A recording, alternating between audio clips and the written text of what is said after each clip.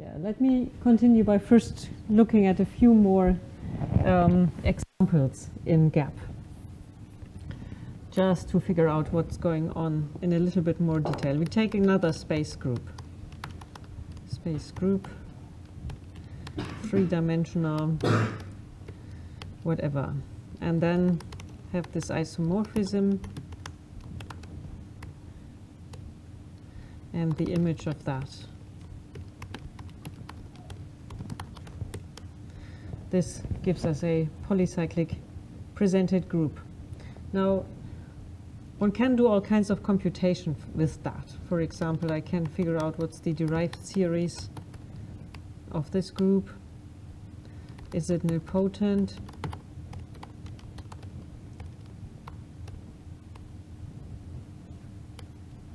It's not.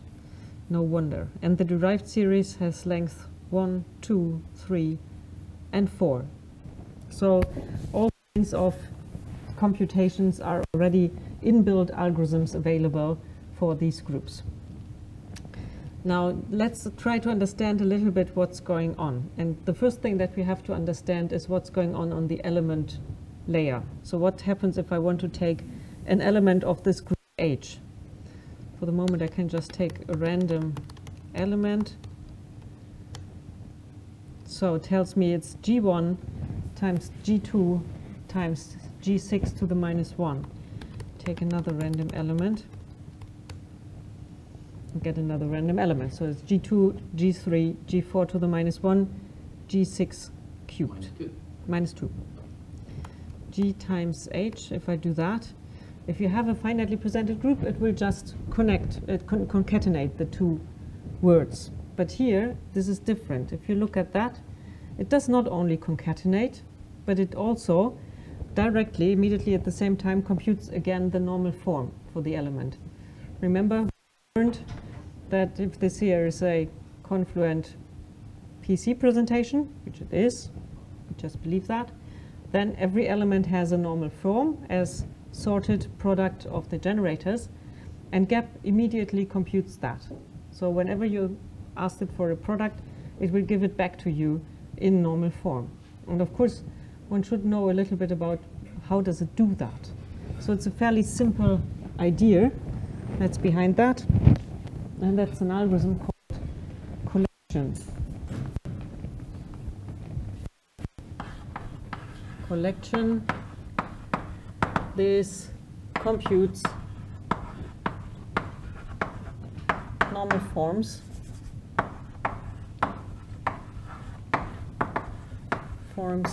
in PC groups or PCP groups, whatever.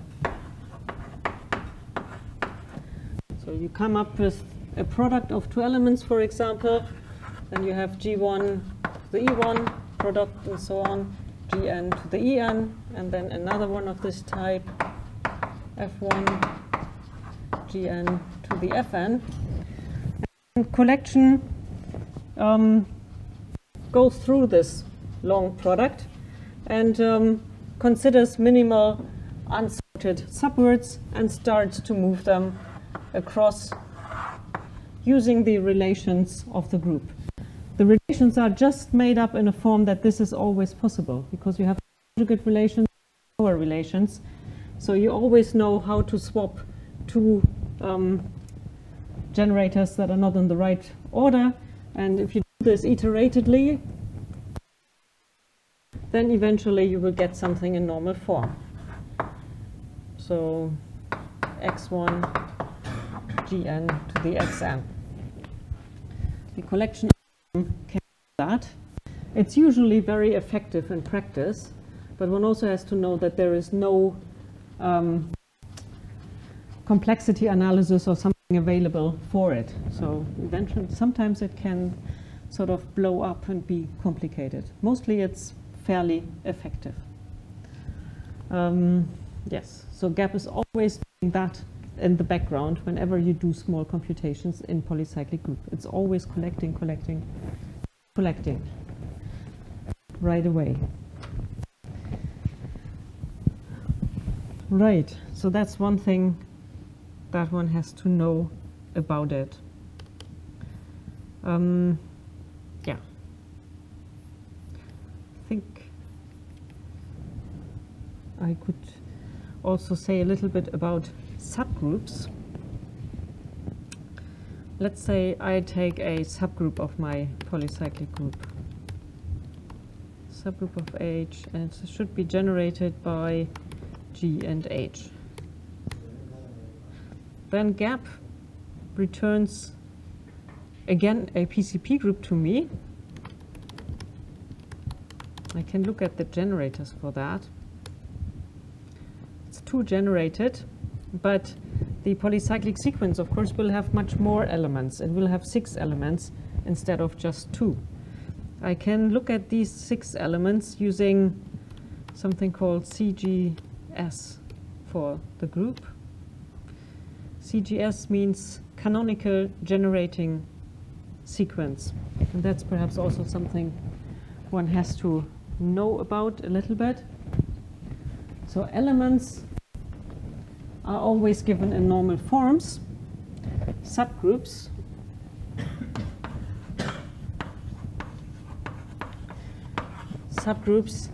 well, every subgroup has a induced polycyclic sequence induced from the one of the group itself. So if U is a subgroup of G, then I can intersect this group with the polycyclic sequence and get a polycyclic sequence for the subgroup. Yields polycyclic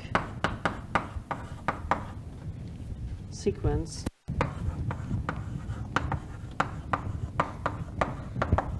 for the subgroup. That's a very nice feature. GAP is always using these induced polycyclic sequences to compute with subgroups. Not just generators, they don't tell you very much about subgroups usually. So the polycyclic sequences are much more useful to have. Is it a coincidence that you only have modifications using G6 for every single one? It's like a diagonal matrix or a diagonal transformation.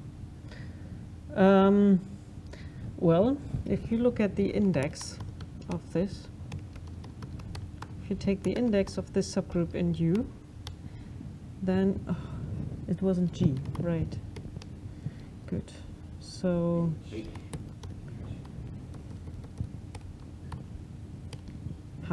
it's 4.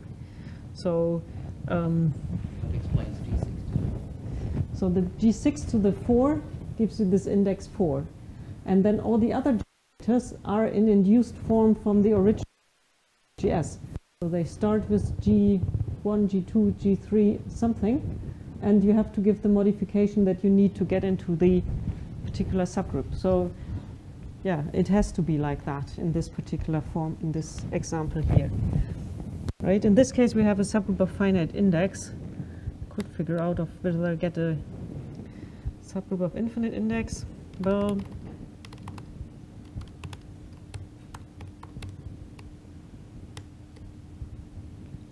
every polycyclic group has only finitely many conjugacy classes of finite subgroups, right? And this command here can be used to compute that. So it gives you a list conjugacy classes of subgroups of finite index. They are very small. I can have a look at the first one here.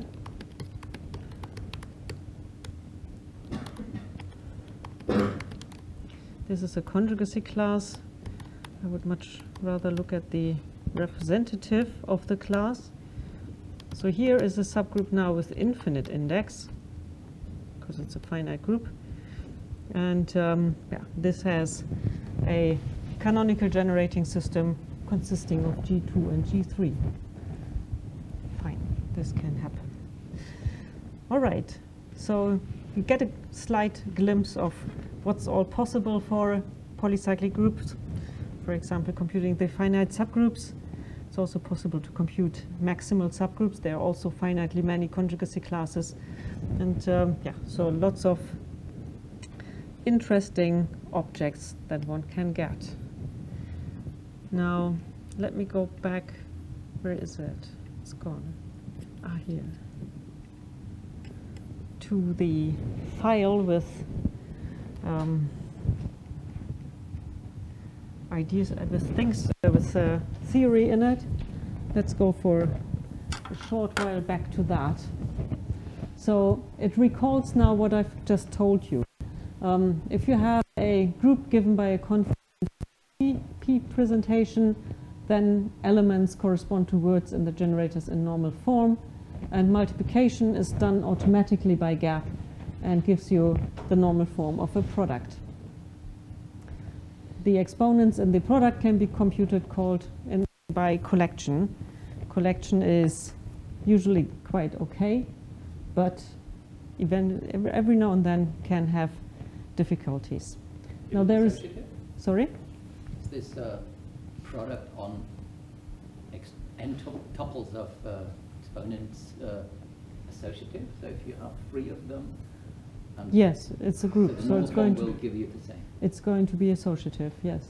There is actually quite a lot of interesting theoretical background to these products, going back to theorems of Philip Hall. He proved that if your group is nilpotent, then these exponents f1 up to fn can be represented by rational polynomials. So you have rational polynomials in 2n variables, and those represent the multiplication. That's one of the rather fascinating features of polycyclic groups. One question that you could, of course, ask is, well, can this be extended from nilpotent to polycyclic in general? There are interesting papers on this topic. Sometimes you can extend, and then you get polynomials on certain algebraic number fields instead of the rationals. So there is another interesting connection to number theory here. Figure out which polycyclic groups have a polynomial multiplication, and if they do, try to compute these polynomials. Trying to compute the polynomials is always fairly difficult. It's not something that you can do on the fly, usually.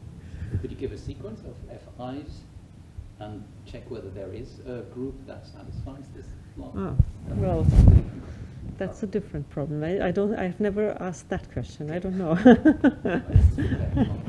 Yeah.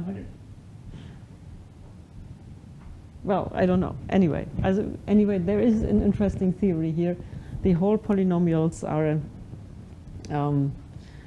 entertaining an entertaining bit of theory. I should mention that the group has to be infinite cyclic, poly-infinite cyclic, so that you have infinite cycles everywhere. If there is torsion in the middle of it, then it becomes slightly more complicated. And it's not just polynomials over the rationals then, but you have to also use the torsion to reduce them to the correct sequence. Anyway, this is collection and a bit of theory behind it. Now in GAP, the collector is an object by itself, and it is perhaps the most fundamental object sitting behind these polycyclic presented groups, right? So a polycyclically presented group is very often in GAP not treated as a finitely presented group, but in a completely different way, using the collector for the basic arithmetic in the group, and everything else is built on top of that. Right. And then for subgroups, again, as I told you already in the example, you usually have special sets of generators. And this is already all that I've written up for that. The so-called canonical generating sets, and they can be obtained by intersecting the polycyclic sequence of the group into the subgroup, and then getting polycyclic generators for this particular subsequence. The algorithm behind computing that is called non-commutative Gauss algorithm, because in some sense it's a non-commutative version of the Gauss algorithm. If you have a vector space over the integers, then the Gauss algorithm is doing exactly this, computes the canonical generating set, and if you have a non-commutative polycyclic group, then there is a generalization of this Gauss algorithm that gives you the sequence. So it's called Non-Commutative Gauss algorithm.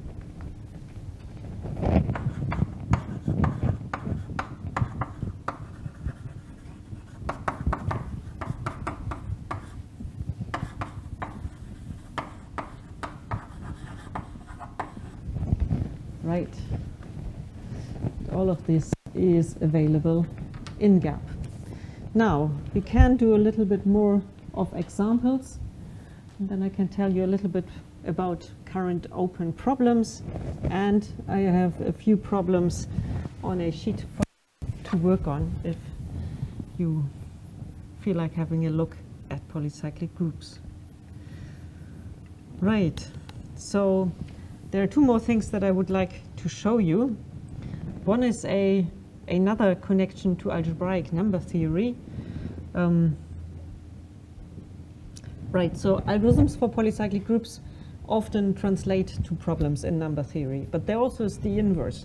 If you have a number field, then it has a maximal order and a unit group.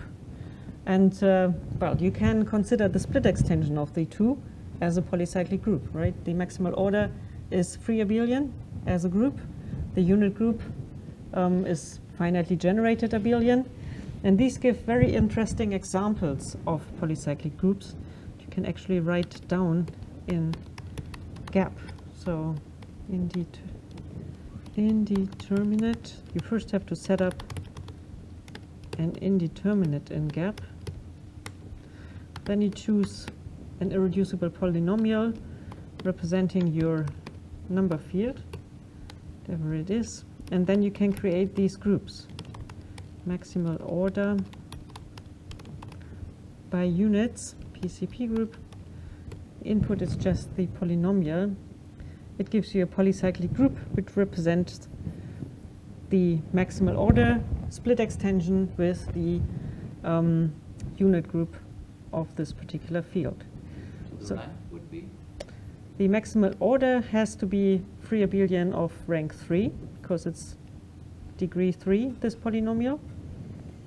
And the unit group apparently has 2 torsion and another infinite cycle. R1 plus R2 minus 1, which is, so sorry? It's 1, 1, so it's 1, yes. Signature 1, 1. Huh?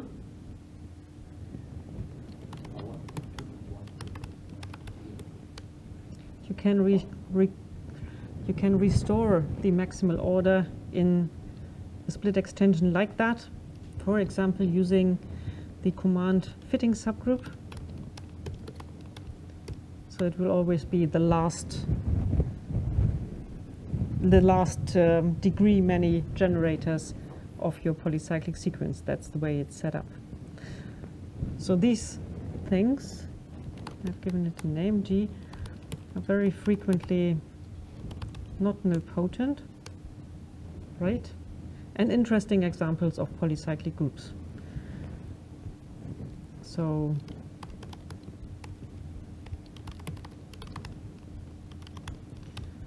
usually very few finite subgroup classes. There are a few here, okay, but usually there is very few. And they are somewhat, well, prototypes of infinite polycyclic groups, if you want so. Those which are not nilpotent and not finite, they play an interesting role. So here you can see how you get from number fields to polycyclic groups. I should perhaps say that this requires proper installation of yet another package. You need Polycyclic to compute with these groups, but that's easy to install because it's a GAP package. But for these type of number theory computations, you also need a package called Almost for algebraic number theory. And that's a connection between GAP and Paris. So really, for the underlying computations, like computing the maximal order and computing the unit group, GAP has just called Paris, did the computations in Paris, and translated it back to GAP. And this is what Almost does for you.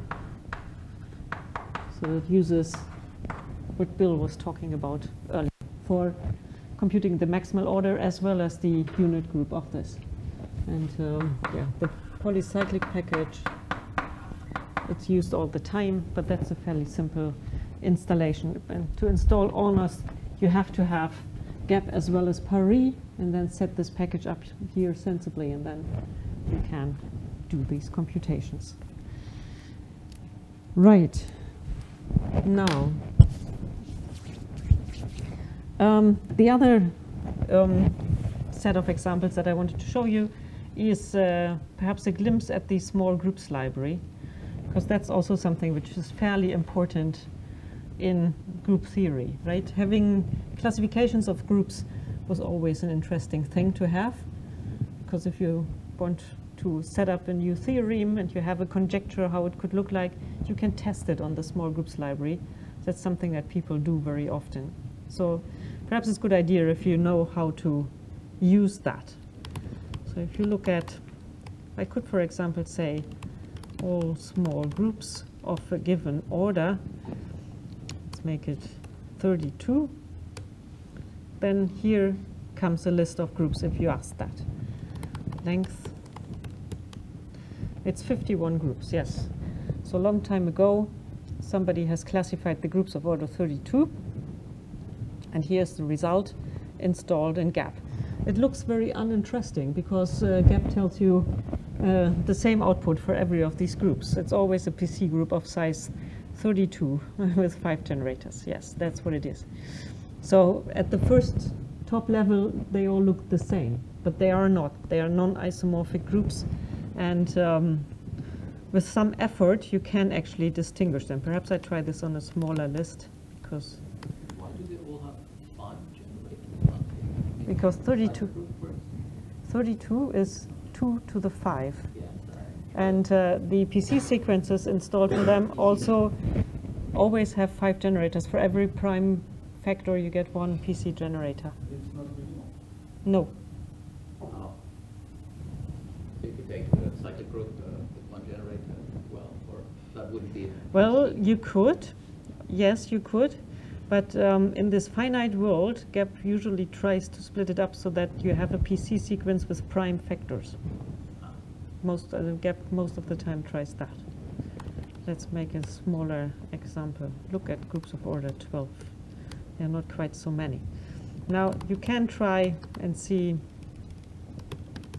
give it a name, that they are really not isomorphic. Let's look at abelian invariants of all of them. And there you can see they are different, right? In fact, they are all different. So this is already a proof that you have 5 non-isomorphic groups sitting here. And yeah, by looking at the abelian invariants, you can distinguish them. And the second and last are abelian themselves, and the others are. Yes, the second, 12. exactly, that's right. So the 2 abelian groups are easy to describe. One is a cyclic group of order 4 times C3, and the other is C2 times C2 times C3. That's fairly easy. And I mean, the alternating group of order 4 has to be one of the 3, and the other 2, yeah, something. Never mind. So these are small groups, and whenever the group is polycyclic, it will be given in the small groups library by a polycyclic presentation. So computing with these small groups libraries means that you have to learn to compute with polycyclic presentations. I could also look at all small groups, order 60 perhaps. It's the first time where you have a non-soluble finite group turning up, and here you can see it. So there are several polycyclic groups, and one which is given as a permutation group. That's because A5 is in the list. That's not soluble, so we have to do something, and it's represented by permutations in this case. And all the others are soluble, and therefore are given by a PC presentation, because that's usually the easiest way of writing them down. All right. Quite a lot of examples. Are there any questions?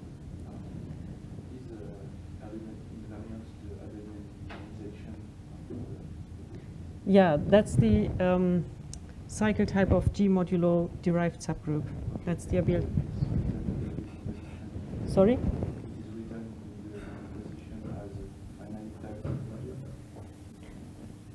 I didn't hear what you say. Because it sends tuples. Yes. Yes, this means that, yeah, so the first one has a 4. That's just cyclic group of order 4. And the second one has a 3 and a 4, so that's cyclic group of order 3, direct product, cyclic group of order 4.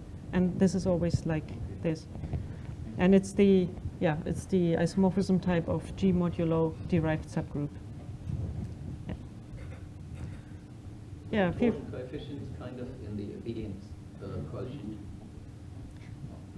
Yeah, but it's slightly stronger than that. It's the unique way of writing the isomorphism type of this abelian quotient of the group. So, Right. And there is a that one divides the other. No, no. Okay, it's a different. And 2, where you have the 2, that's a different group than the 4. 4 is cyclic of order 4, 2 is C2 times C2. And the topology would say 4, 12, 3, 2, and 6, 2. It's just a different conversion. That's true. So whether you multiply the primes together or not is a matter of taste, right? Okay. Yes? So it's possible to define different collectors for a given group. Mm-hmm. And I seem to remember people talking or competing about one collector being an improved version. Oh. Is that reflecting in the I mean, has there been an improvement in collection? Well, a long time ago, Charles Needham Green and Leonard Seuter wrote a big paper, and they tested all kinds of collection strategies against each other and came up with the view that collection from the left is the best. And since then, collection from the left gets implemented. So this year is collection from the left. The collection from the left is a particular strategy. Yeah, what Graham is talking about is when you try to collect a product, then you can, well, you have to collect minimal uncollected subwords, yes. But where do you choose the first one that you try? That's the question, and that's different strategies that one can apply. And there have been a lot of experiments and things about it. In the end, it became collection from the left that gets used most of the time. End of, yeah. I don't know. I mean, it's like these strategies are not perfect in any case. Also, collection from the left has examples where it's not good. But yeah. So there it is. True. Any more questions? Or it's all okay? All right. So here we are. Small groups and so on. Yeah, perhaps maybe of interest to tell you a little bit about where are the limitations of things, right? So you can do lots and lots of things with polycyclic groups. All kinds of structure investigations have been investigated. Algorithms are available for almost all problems, but there are a few where it's not the case, and that's perhaps interesting.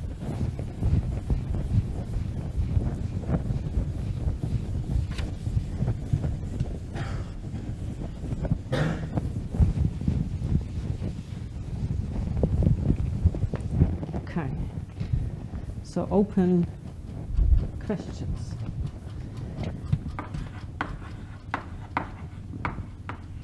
Now, one interesting case is the question of computing isomorphisms and automorphisms. So if you have two polycyclic groups, can you decide whether they are isomorphic? You compute the automorphism group of. So the isomorphism between two of them and computing generators for the automorphism group of one of them. Well, in the finite world, there are good algorithms for that. But in the infinite, if G and H are infinite, then, well, suddenly there is not so much available. It's known to be a decidable problem, but efficient algorithms are not available so far. Seems to be a rather difficult problem, closely related to the question of finding generators for an arithmetic group, which also is not known how to do this at the moment. Another one which I like, my favorite open problem, is finding a minimal generating set. Find a minimal generating set.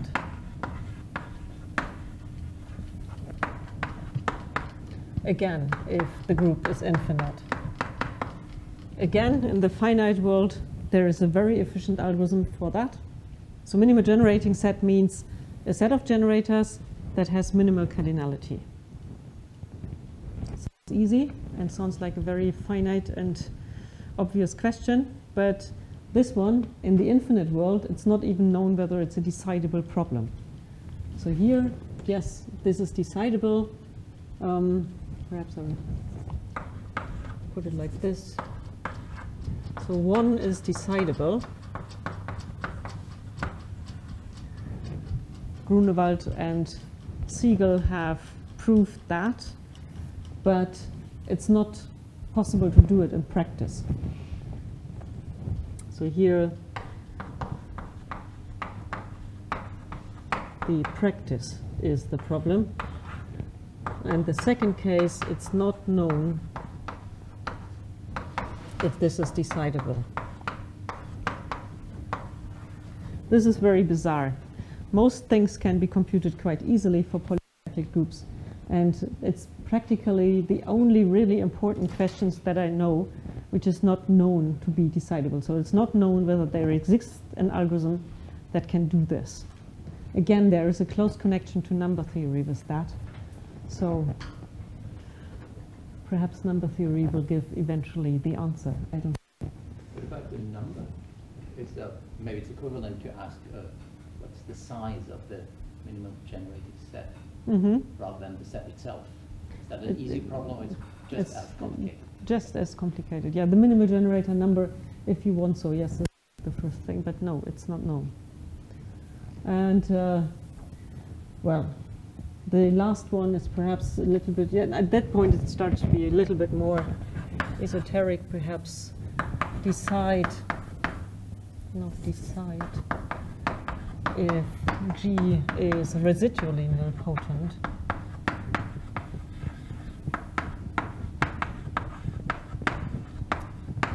Residually nilpotent means, well, it means that there is, in some sense, not a finite sense, but an infinite one that will determine at the trivial group. Also not known if it's decidable. If decidable. Right, so these are the three most favorite questions that I have. Open questions in the algorithmic theory for polycyclics. There still are advances done in this area. So very recently, there was the fourth entry here, and I gave talks like that. There was the question whether the Frattini subgroup can be computed efficiently for polycyclic groups. Frattini subgroup is the intersection over all maximal subgroups. For finite groups, again, this is very easy and long known, goes back to theory of Guschetz. For the infinite case, there was for a long time nothing available, but this has recently been settled, that this can actually be done efficiently and how to do it. So it's still possible to do things here. Oh no. Right. And yeah, so it's a sort of invitation to everybody. If you feel like looking at things like this, it's still open questions and interesting things. Okay, so there is a little bit of time left.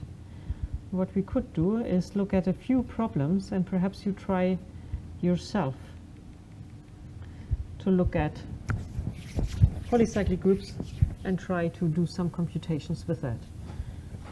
There are 3 problems listed. Did I get them on? Anyway, the first one is just a finite polycyclic groups problem. That shouldn't be so hard. You look at a certain matrix group and should try to solve some algorithmic problems for it.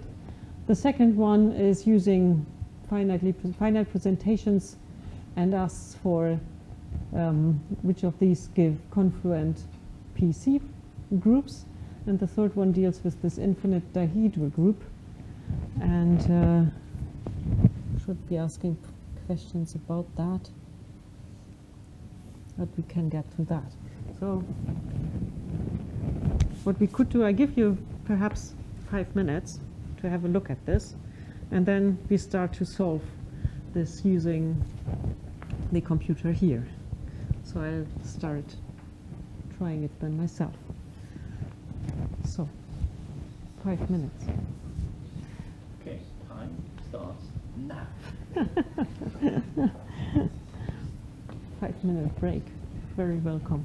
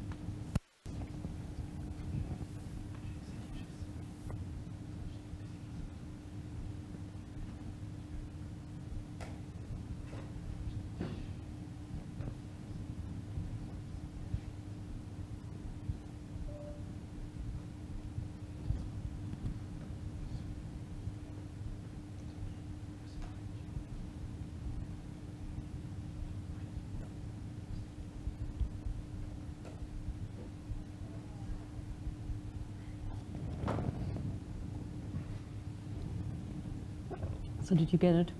You look like you've done. You've done. You have 5 minutes. It's not a nice presentation. It's very long. It's a long presentation, yeah. You're not supposed to compute with this by hand. Yeah. This is true. It's a big group. Yes. Well, it's GL6, 5. The Zulo 5 subgroup are the upper triangular matrices. The normalizer will at least include the diagonal matrices as well. So 6 diagonals plus 5 choose 2. Yeah. Yes. This is many.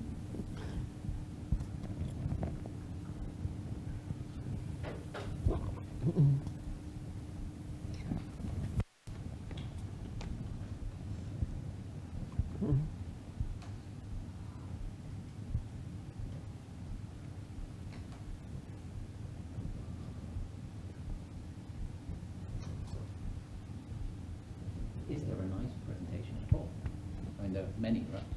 Depending on the generators that The polycyclic presentations are also always have many generators. That's right. For every prime divisor, there is one of the order. There is one generator. lots of choices. Oh yes, yes, yes. So is there an optimal or a very good choice? Now, how do you define optimal? No, I don't know. You tell us. Not in general. So shall we have a look at the first one?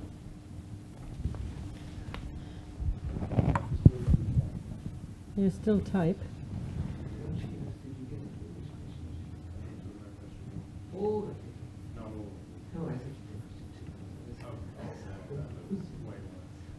Yeah, question two is interesting. Question one Yes, is yeah, just, it was- you just type in fatigue subgroup and it implies the fatigue subgroup. So we have G is GL65.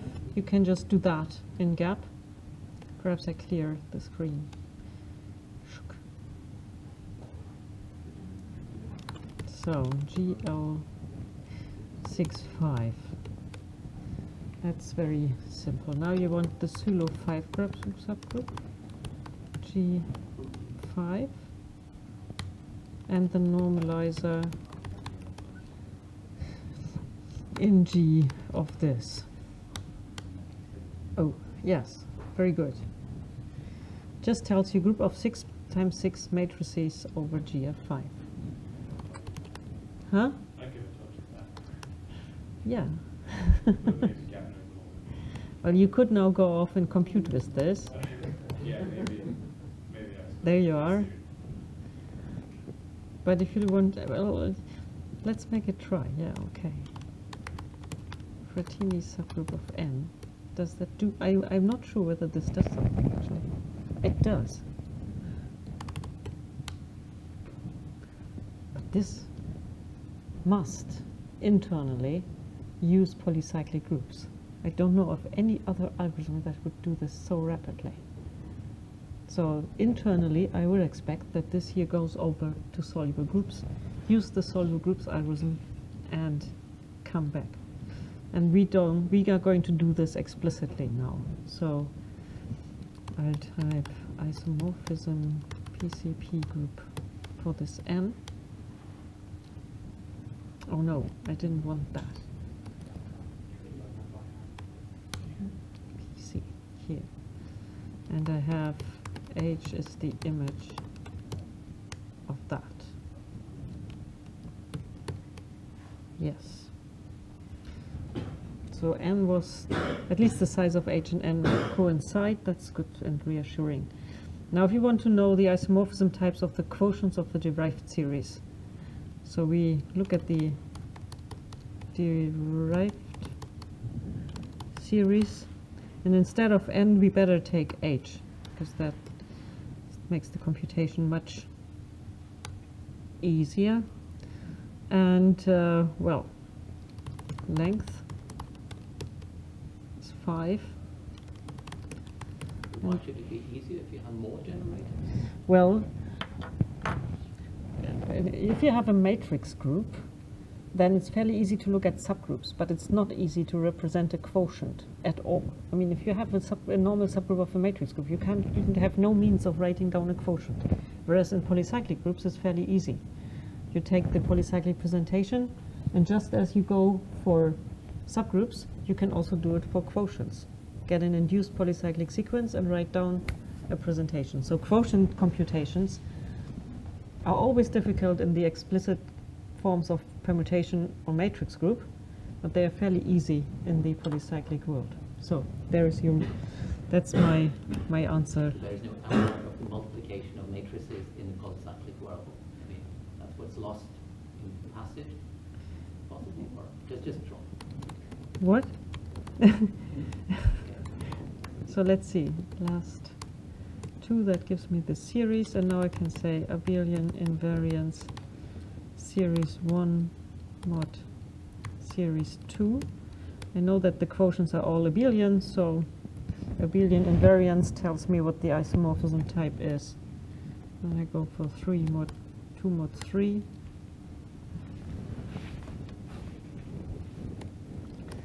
3 mod 4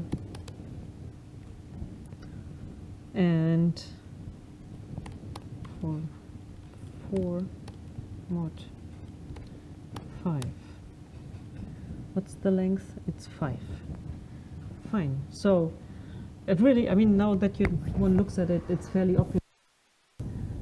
The first layer is the diagonal matrices, right? They have 6 generators, and below that there is just the pseudo 5 subgroup, and that has derived length 3. Very good. So we've determined the isomorphism types of the derived series. Now fitting and Frattini subgroup. Where is H?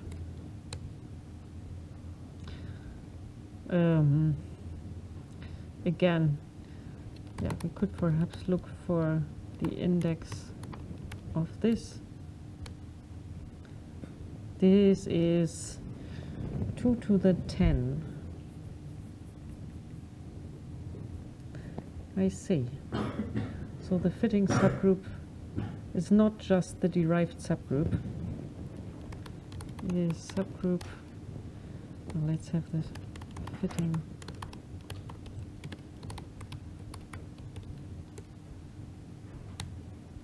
It's not just the derived subgroup, there's something more in the fitting subgroup. And Frattini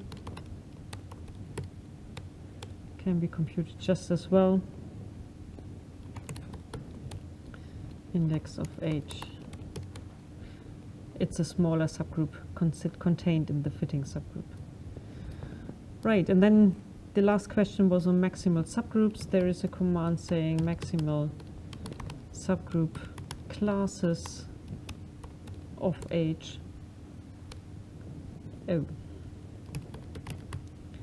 Next order. Class reps. There's all maximum. You certainly don't want to see all maximal subgroups. There could be quite a lot in this. Perhaps it's conjugacy classes.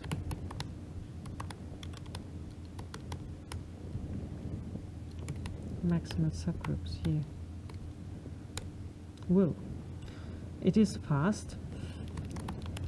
And now I would like to know the orders of the representatives, right? So I would like to know the size. That's the command for the order of the representative of each of these conjugacy classes. And there it is.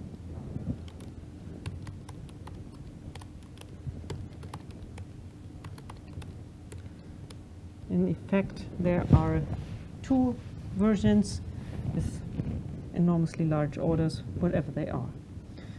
Very good. So here is an example of how to analyze one group using gap, right? And it makes sense to go over to the polycyclic world, but as in some cases, gap might also just do it by itself, as we have seen in the beginning. So now let's look at problem 2. That's much more technical, therefore perhaps slightly daunting. But problem 2 is a method of giving a polycyclic presentation to gap, right? So you start with setting up a collector.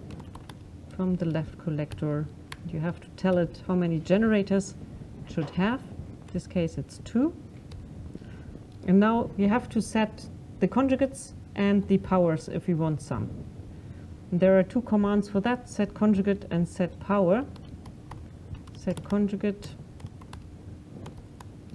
takes the collector, the indices of the involved generators, in this case 2 and 1, and what the result should be. So in this case, I try to insert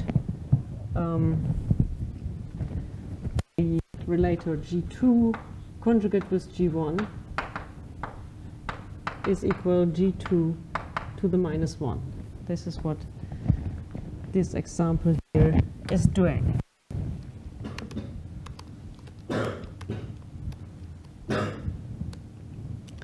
Now then I have to tell Gap to update this collector. Always a good idea. The 2 minus 1 in brackets there, that corresponds to Second generator, second. power minus 1. Oh, okay. And I can ask for confluence. Right, so in this setting, now it's not clear whether my presentation is confluent or not. Could be anything. In this case it is. And then I can... Confluence was something that I also talked about earlier. It's raining.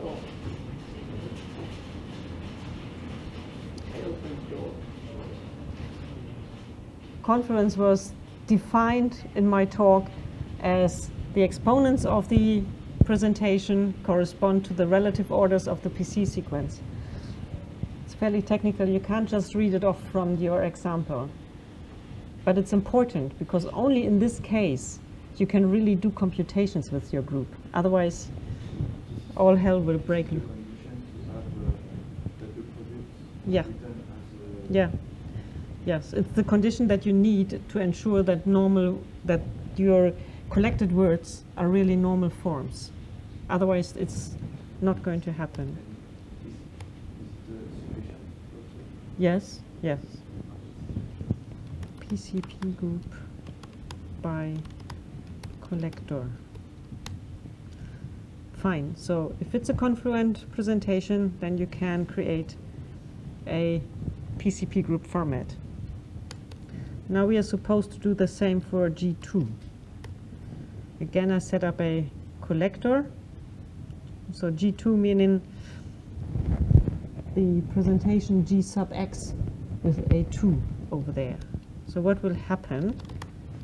Set conjugate. Now I have to insert a 2 instead of a minus 1 over here. Right? I think so.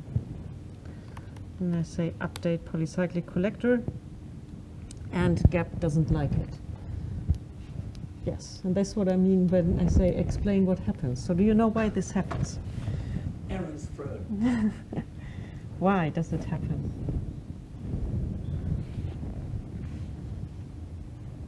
Why does it do it for minus 1 but not for the 2? It would fail for minus 2 as well, would it? Yes?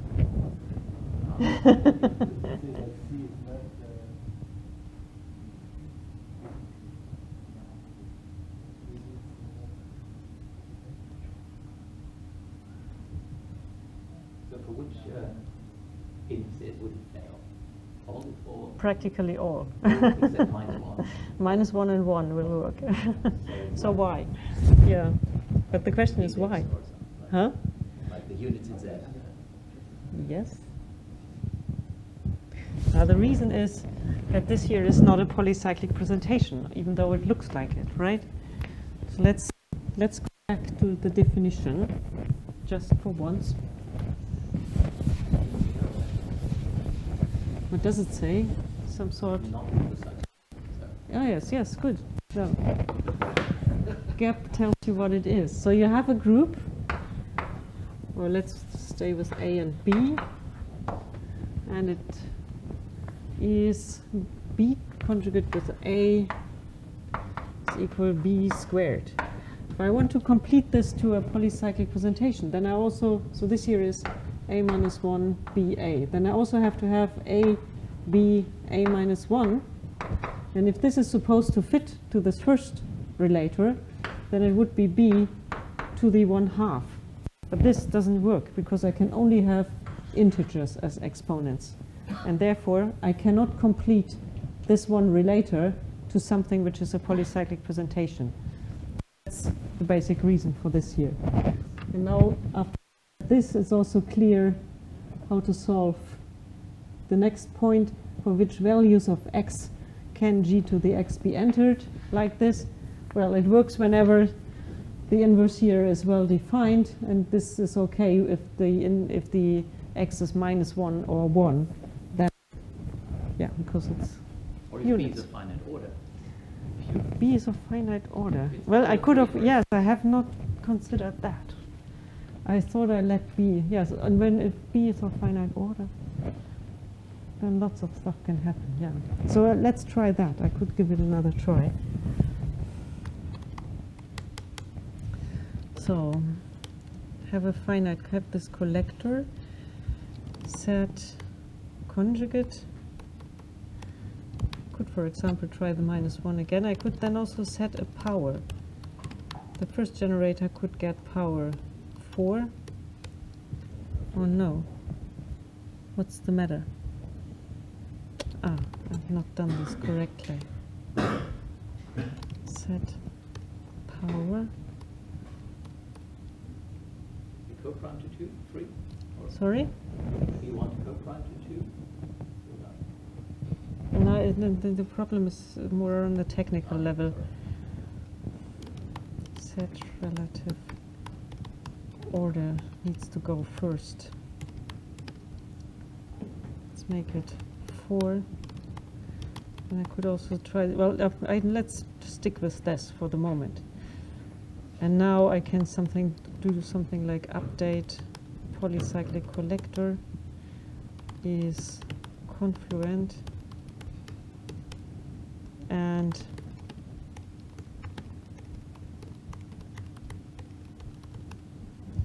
PCP group by collector. Very good. So this way it works, this business with inserting powers. You first have to give it a relative order, and then you could set a power. If I don't set a power, power is just going to be trivial. Assumes that. Okay, so what are the next questions? Determine the Hirsch length of G minus 1. Can you do that? What's the Hirsch length? That was the number of infinite quotients in a polycyclic series. So here, if you look at G minus 1 or G plus 1, the infinite quotient is always generated by B. Ah, no, it's correct. Sorry. Perhaps I'm looking at the wrong example. Let's insert this again. Like this. Set conjugate. Update is confluent by collector. So now the Hirsch can be read off from the orders that turn up here, just the number of zeros in this order. And that's going to be 2 in both cases. Now let's have G1 as well.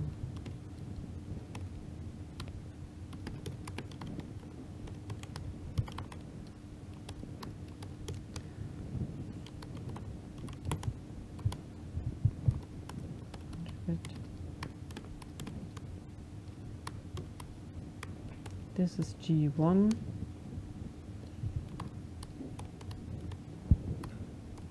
Updated.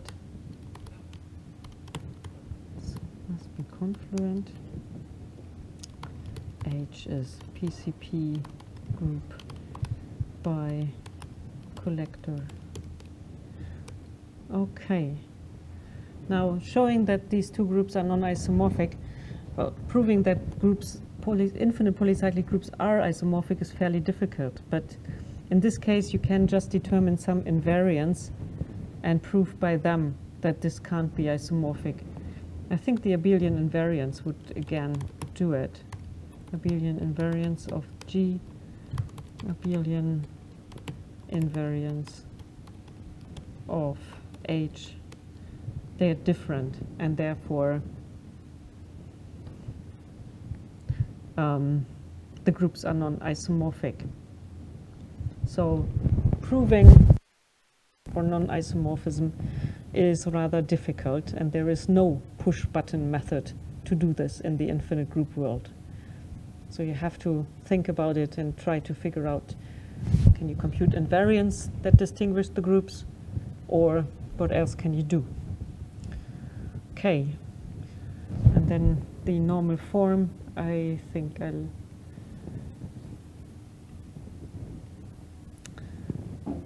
let this sit there for the moment. And then there is the infinite dihedral group. Yes, this is indeed isomorphic to G minus 1. If you want to prove that something is isomorphic to a finitely presented group, it's fairly easy. You insert your matrices in the relators of your group, check that those hold, and then you can read off the isomorphism. Again, there is another problem in here. This is not quite true. I think I have been a bit quick with setting this up. So, there. This here, it can't be true, right? Because, isn't it what you did earlier? A squared equals the identity and the Dihedral relation. Yeah, but in this G minus 1, Yes, it's free. Yeah, that's the Klein model, and the other one is one-dimensional Dihedral. yeah, Right, so in you fact, want A squared equals 1. yeah, so we've just established that they are not isomorphic and this problem is garbage. Okay, so the first problem for the students is find mistakes in the problem sheet. All right. Not what's the answer, but what would the answer look like for problem 2-4 with the F's, the E's? What would be your formula? Maybe it should be E4, the last one. Oh, okay, that, but I don't, what is it? Yes, you can produce a formula for that. But that's theoretical, you can't compute it. Right. Yeah, okay. This goes into the direction of this whole polynomial business. For G minus 1, it's not so difficult to write it down in general what happens, right? But the compute there is compute without using gap. Right. Yeah. You have to think about it. Yeah, but I think we've done enough, isn't it? So I think we'll stop here. So let's thank her again.